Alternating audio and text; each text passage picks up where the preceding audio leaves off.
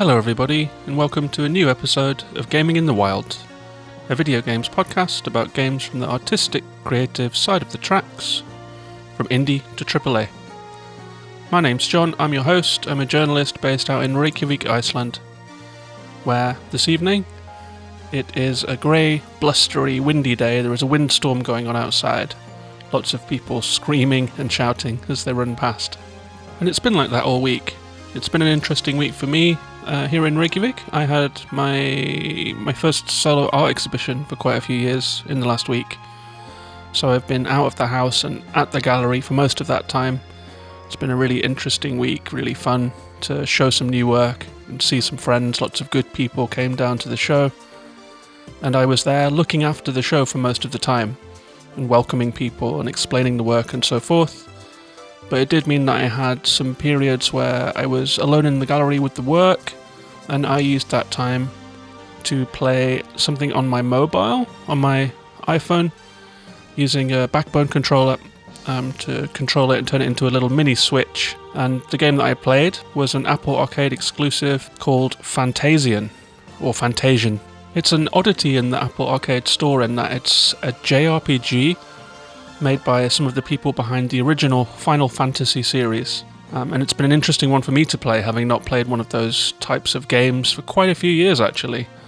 So I'm looking forward to talking about that one today. I've played the first section of the game. It's coming out in 2 parts, and I had a lot of fun with it. It was good to play in short bursts, but also surprisingly addictive once you actually get into it. And that's been the main game that I've played in the last week. I haven't played a lot of other stuff. I have also been dipping into Cozy Grove almost every day for periods between about 5 minutes where I just check in and can't be bothered, through to playing like half an hour and clearing all of the tasks on the Cozy Grove island. So it's been all about the Apple Arcade for me, which I guess is what Apple Arcade is for. It's for playing on the go, it's for playing on your phone when you're not necessarily in a position to sit with your consoles and a TV and all that sort of thing. So I've been getting the most out of my Apple Arcade membership in this last week. But the big news this week, I guess, was the PlayStation presentation that showed off new gameplay for Horizon Forbidden West. And if you've been listening to the show for a while, you'll know that I'm a huge Horizon Zero Dawn fan, and I played it last year for the first time, the original. And so I've been waiting with bated breath to see what the new game looks like. And there was quite a lot of juicy stuff in that presentation. There was 20 minutes of gameplay for the start of the game.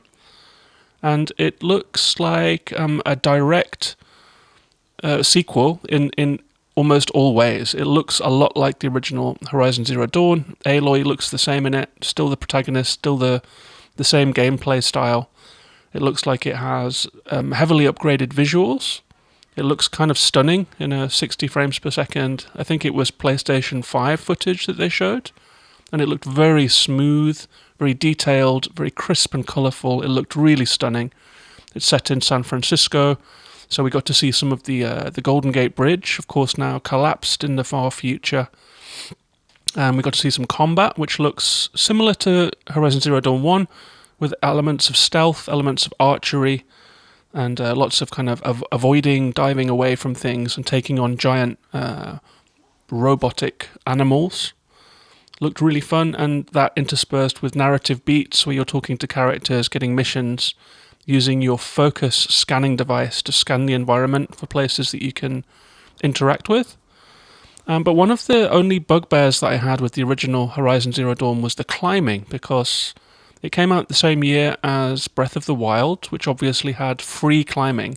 You can climb on basically anything you can see, from trees to kind of buildings to mountains.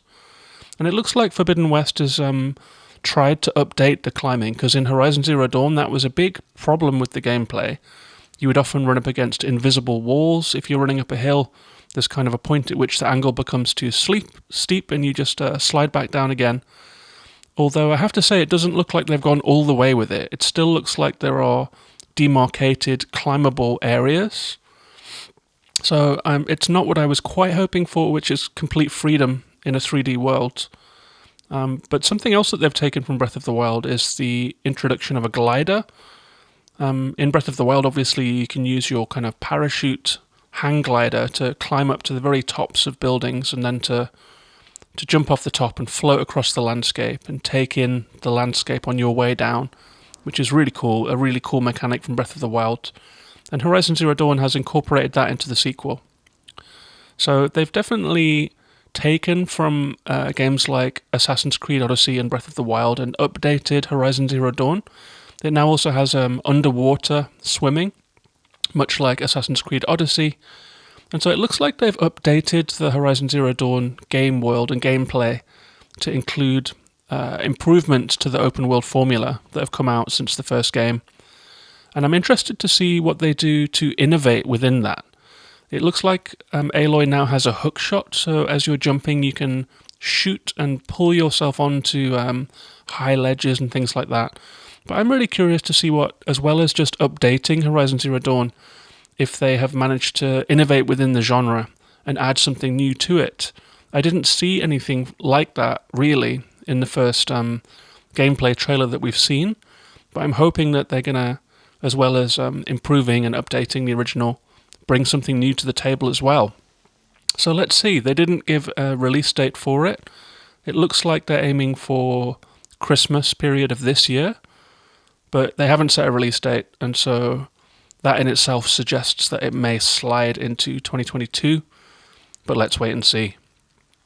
But as I was playing through Fantasian and having a good time with it, it made me think a lot about... I used to be really into the JRPGs, and I played Final Fantasy VII when it first came out in its entirety, in its 4-disc epic entirety. And playing Fantasian made me think about other games in that genre that I might enjoy now. And I did dip into Ni no Kuni on the Switch last year and played, I think, 5 or 6 hours of it, and got a little sort of sick of this kind of overworld map that flashes into turn-based combat, that flashes into narrative story sections. But having played Fantasian and become more accustomed to that format again, I think I might dip back into Ni no Kuni next and see if I can get further into the game this time. So that might be a game that you will hear about again soon in coming episodes. I'm also thinking about trying to finish off a couple big games that I got like halfway through last year, such as Red Dead Redemption 2 or Death Stranding. But I am feeling the JRPG atmosphere at the moment, so I'm going to scout around and see what's out there, see what I missed, see what if anything good is on sale. I'm kind of curious about things like Xenoblade Chronicles. I do have Fire Emblem as well, which is another turn-based kind of RPG-style game. So maybe I'll end up dipping into one of those. But Fantasian definitely gave me a taste for JRPGs. But before I do talk about that game in more detail, I will quickly mention that this show has a Patreon. It's Patreon supported.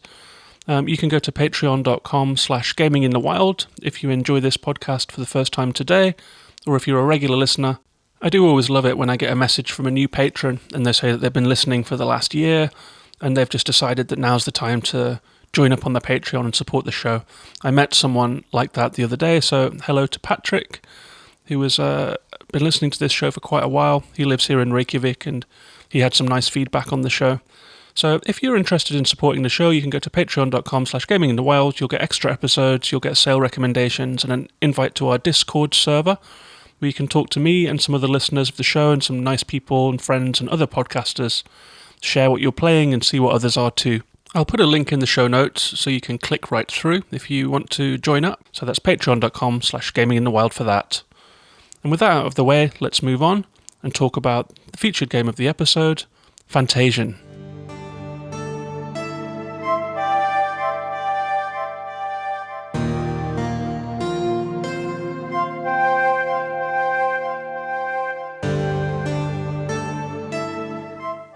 So Fantasian is a 2020 game by Mistwalker, and that's a company that was started by the producer and maybe the kind of innovator of the original Final Fantasy series, and that's Hironobu Sakaguchi.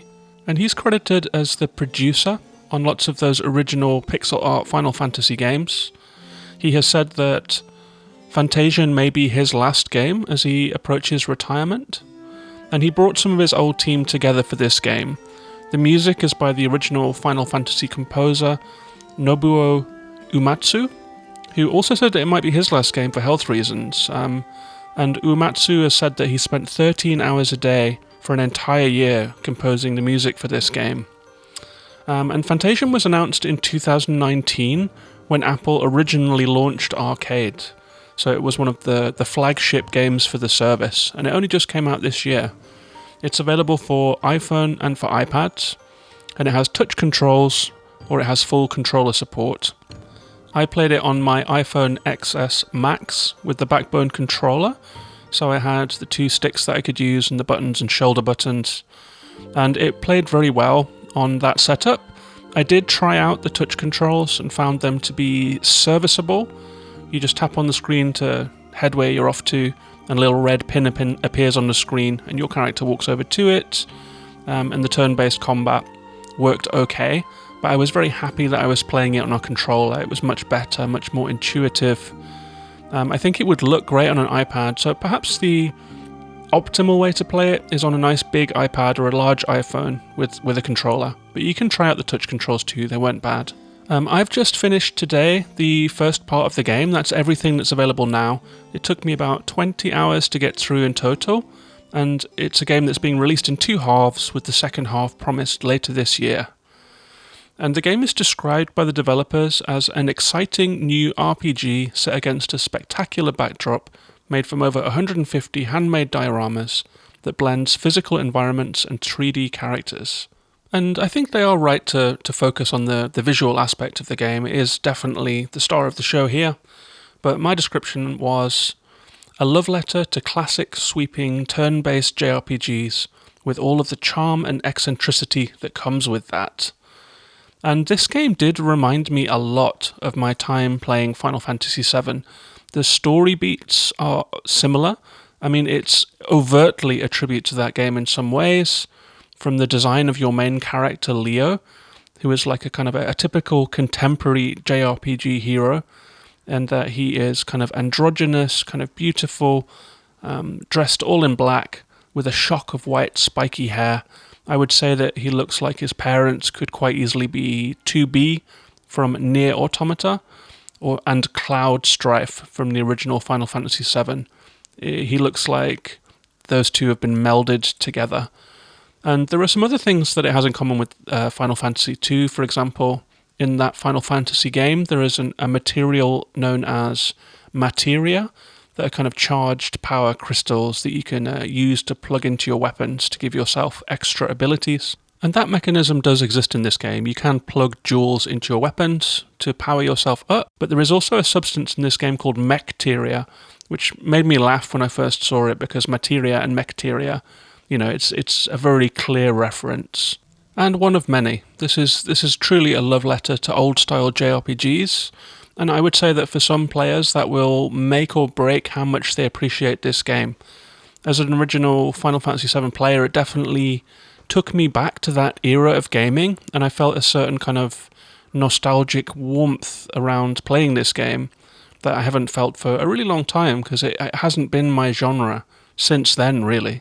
But Sakaguchi is on the record on this. He has said that he felt inspired to go back to his roots after playing the original Final Fantasy VI in the year 2018 with some of his colleagues who had worked on that game. And he decided at that point that he wanted to go back in time, he wanted to emulate the big classic JRPGs of the past. He said that it was a style that he enjoyed, and old styles can be great in their own right. So it's very mindfully so. And the game has been pretty well received since it came out. On Metacritic, it currently has a 7.9 from critics and an 8.9 from users. Although I will say that I did scan the user reviews and saw lots of phrases coming up again and again. Lots of them ended with the words highly recommended. Some of them even used bullet points to explain the dioramas and the different features of the game. And so I'm not entirely convinced that that's a fully organic user response and a user score there. But 8 from the critics can't be argued with, 7.9. It's a pretty good score. Most of the critics really enjoyed this game. It got a few 10 out of 10s, and the lowest score I think was a 7, so it's done pretty well. But let's talk about what this game actually is, especially for people that haven't played the original Final Fantasy VII. You play as Leo, spiky-haired, kind of boy band, J-pop, JRPG superhero, He comes to in a giant factory. He comes out of a trance. He's in a factory that is kind of crumbling and shaking, and he has a couple of robots with him who are asking what's wrong because he seems to have collapsed. And so your first task in this game is to battle your way out of this factory.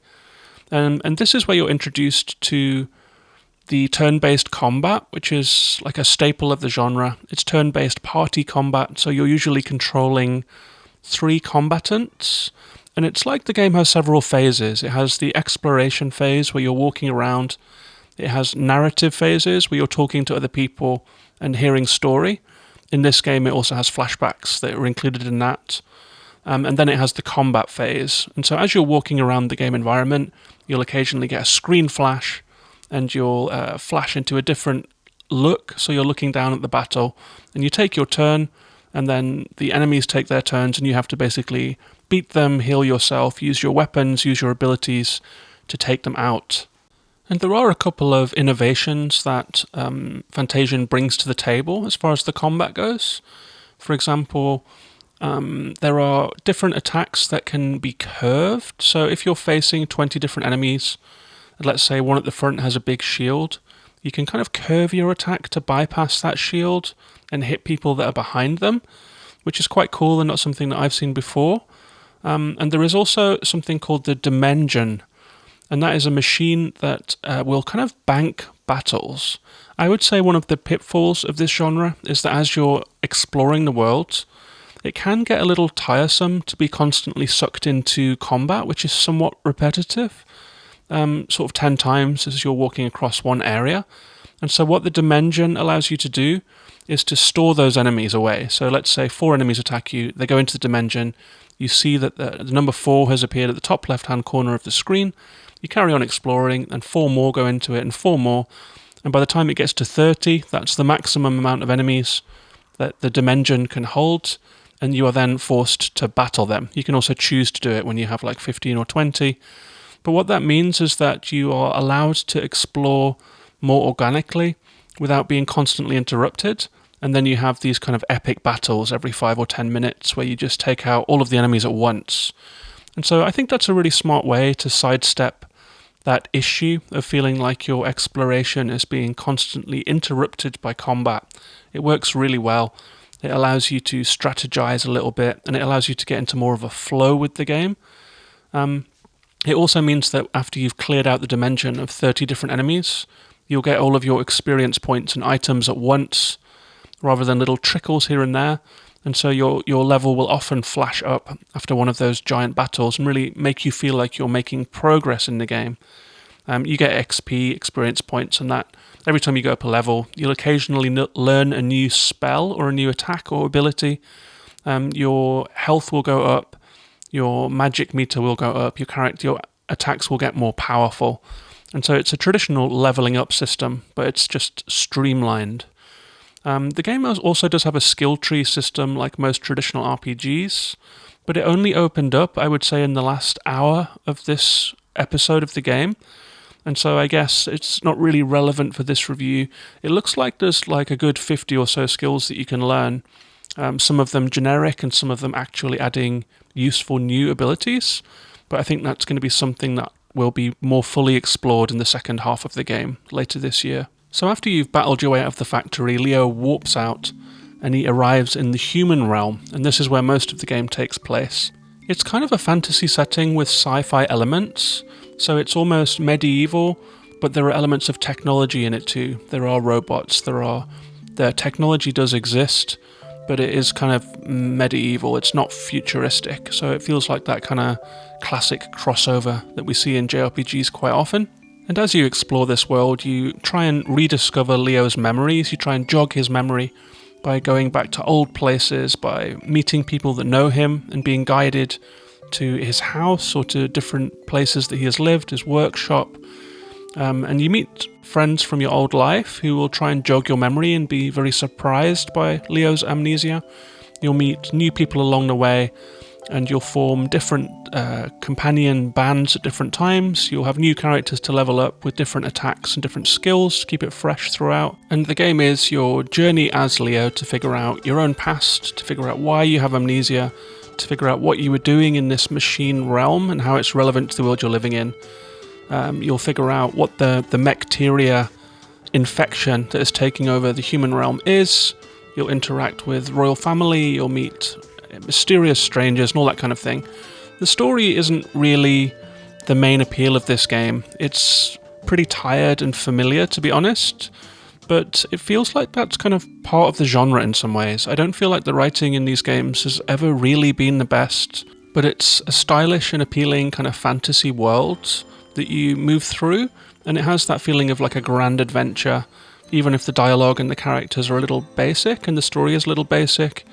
It's a certain type of fairy tale that is kind of simple, easy to understand, and fun to play through.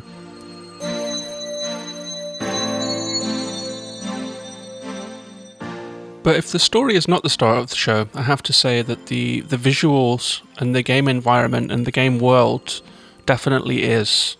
This is an interesting game in that all of the environments were made as models. The director is a miniature enthusiast, and so they literally made all of these places physically as small dioramas. They then used drones equipped with 3D scanning technology to scan those environments and digitize them. And Sakaguchi has said that games with a development diorama pipeline should not exist. So I guess they got into the details of that. Sounds like they were making Lord of the Rings or something. But he also said that it offered a unique handmade touch that cannot be replicated. And the result is quite interesting because I haven't explained it yet, but as you're walking around the towns and cities and the forests and so forth of this game, it has forced perspective. So let's say you're walking down a pathway and Leo is walking away from you and turns a corner. The whole world will kind of swing around and suddenly Leo is walking to the right instead of into the distance. If you've played a short hike, you will know what I'm talking about. So the game world moves around you as you're walking through it.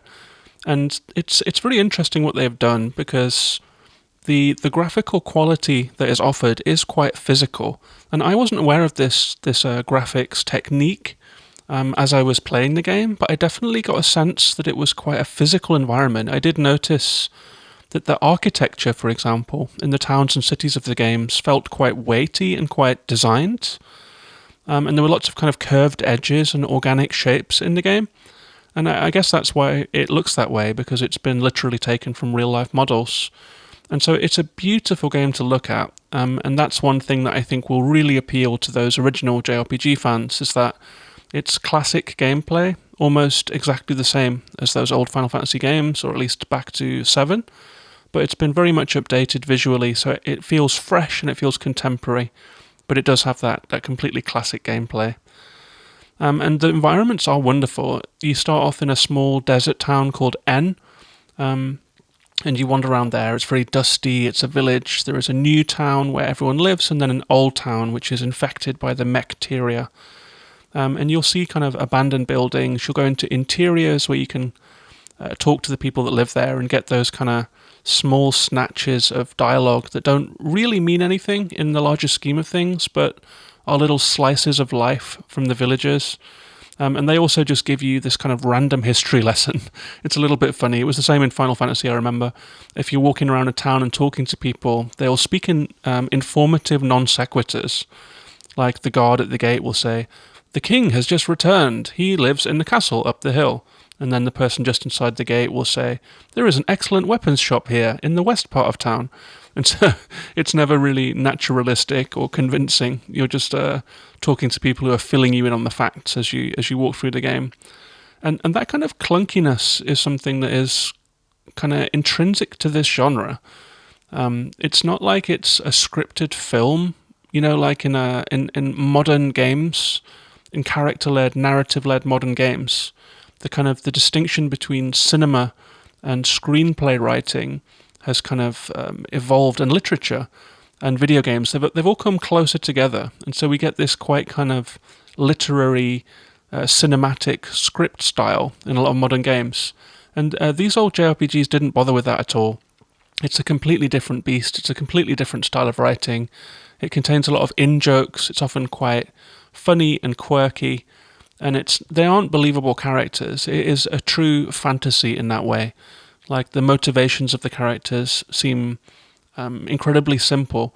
It's not like each character is a fully fleshed human being with their own kind of psychology that leads to their decision making and the things they say and do. It's more like they're kind of fun-looking chess pieces that shuffle around a beautiful board throughout the game. And that's a style of writing that I've encountered a few times in JRPGs, and that I guess fans of the genre will be familiar with and will find appealing.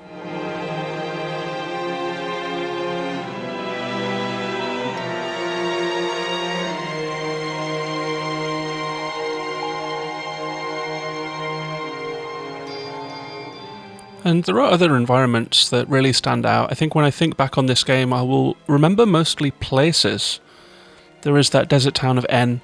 There is the Uzra luxury cruise ship, which is a huge, spectacular, sculptural ship that floats over the desert.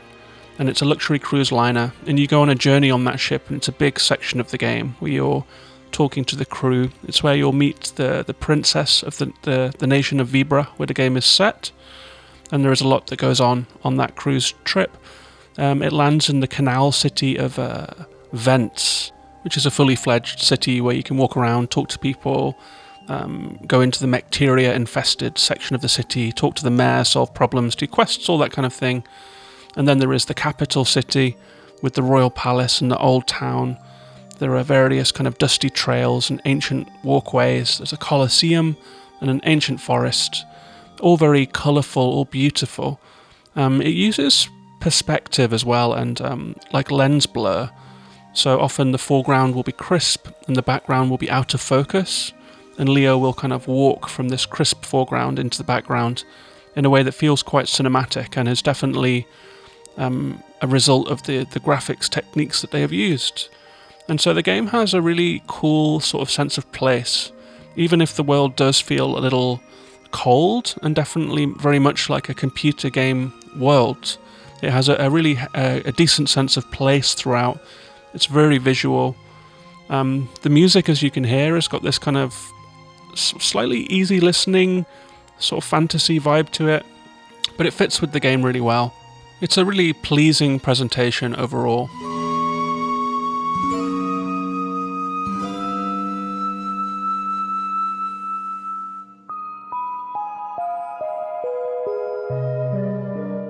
But as well as bringing along with it the classic Final Fantasy feel, it also brought along some of the pitfalls of the genre.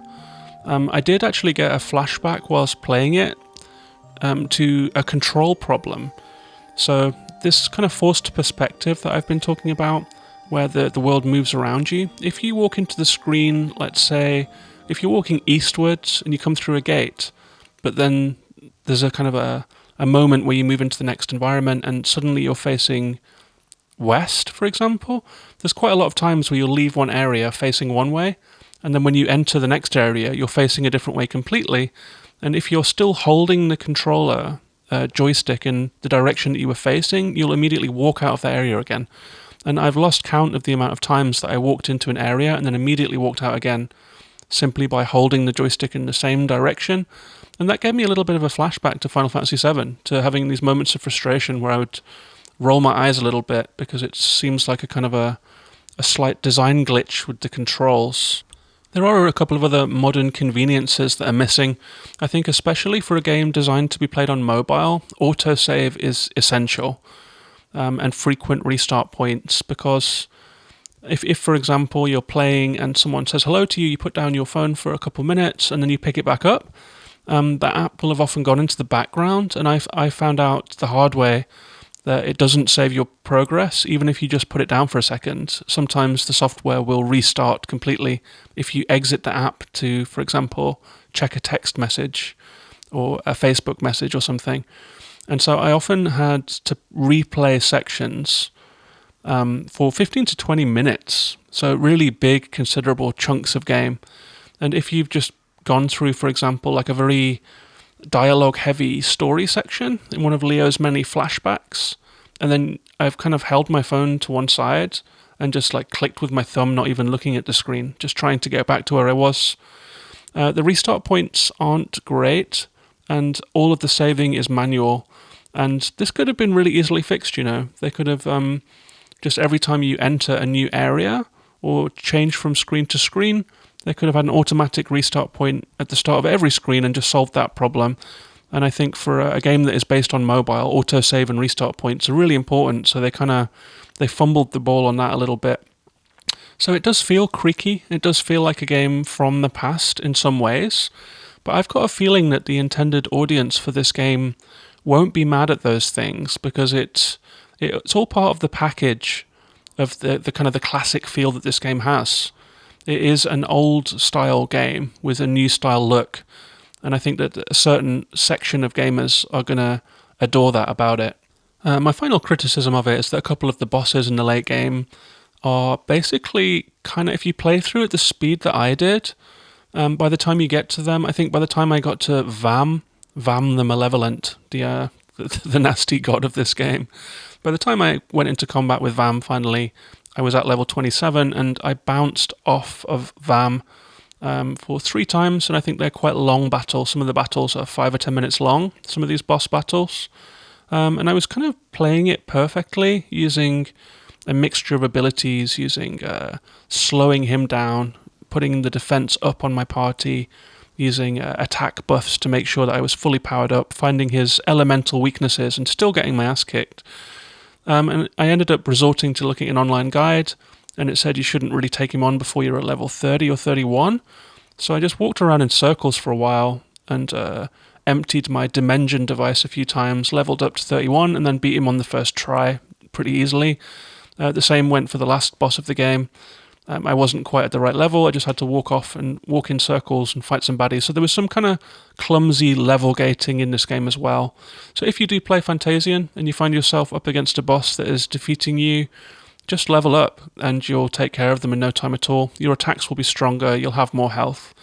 And so if you're doing everything right with your defensive spells and your attack buffs and so forth, it's probably just a levels thing, which feels a little off to me. I mean, I don't like level gating generally. I think that by the time you reach an enemy in a game, you should, through the course of natural gameplay, have reached a level at which success is possible. It seems like a way to artificially elongate playtime, and it takes players' skill out of the equation. If there's no chance of winning in a battle, then you really shouldn't be in that battle, in my opinion, yet, in a game. But as a whole, I had a good time with Fantasian, despite those little gripes that I've given. I guess I've already talked about my opinions on the writing.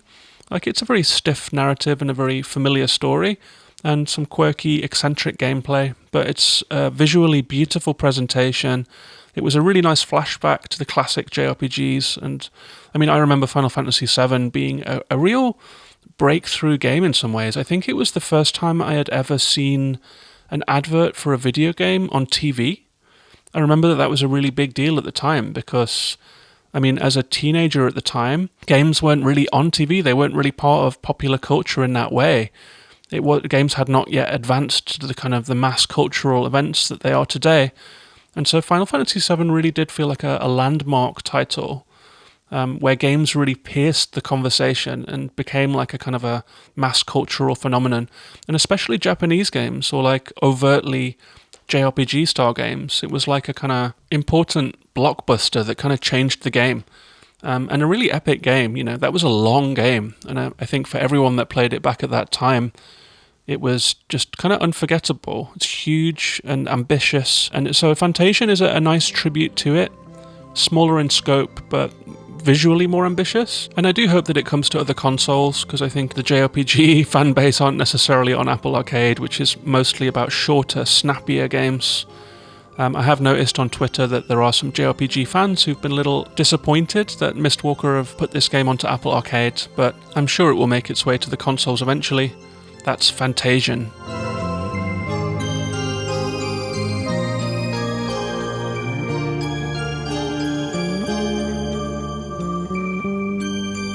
So that's our episode. I hope you enjoyed hearing about Fantasian. I enjoyed playing it. Thanks very much for listening. If you would like to come and let me know your thoughts about JRPGs, about Final Fantasy VII, about Fantasian, you can find me on Twitter at Gaming in the Wild. I'm also on Instagram, YouTube and Twitch, but I'm mostly on Twitter talking about games every day. I love to hear from people who have listened to the show, so feel free to get in touch there. There is also the Patreon. If you've enjoyed this episode and gotten this far, from as little as $1 a month you can support the show. That's at patreon.com/gaminginthewild. Thank you very much to all my existing patrons, and thank you to you if you're thinking of becoming one of them. I'll be back next week with a new episode.